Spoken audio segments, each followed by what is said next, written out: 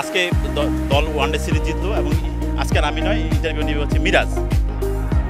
He slots again. He's got hold of that. He goes again.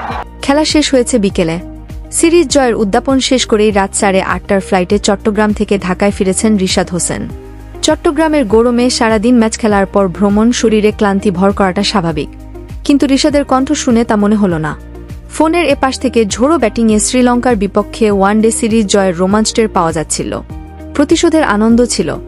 ছক্কায় ছক্কায় টি-20 সিরিজটা বাংলাদেশকে প্রায় জিতিয়েই ফেলেছিলেন রিশাদ, কিন্তু 28 রানের হারে সেটা হয়নি। কাল ওয়ানডে সিরিজের শেষ ম্যাচে সুযোগ পেয়ে আর হাতছাড়া করেনি রিশাদ। বোলিংয়ে 1 উইকেট নেওয়ার পর 18 বলে 48 রানে অপরাজিত থেকে ম্যাচ জিতিয়ে মাঠ ছাড়েন। কাল রাতে প্রথম আলোর সঙ্গে সাক্ষাৎকারে রিশাদ জানালেন শ্রীলঙ্কাকে সিরিজে হারানোর অনুভূতির কথা। এসেছে লেগ স্পিনের সঙ্গে নিজের ছক্কা মারার দক্ষতার প্রসঙ্গ। এছাড়াও আমাদের বাংলাদেশের অনেক প্লেয়ার আছে যারা খেলতে পারে অনেক ভালো, কিন্তু বিসিবি তাদের চোখেই দেখে না। রিশাদকে নিয়ে আজকে বাংলাদেশি ক্রিকেট প্রেমীদের অনেক গর্ব করছে, কিন্তু একটা সময় তাকে কেউ চিনত না।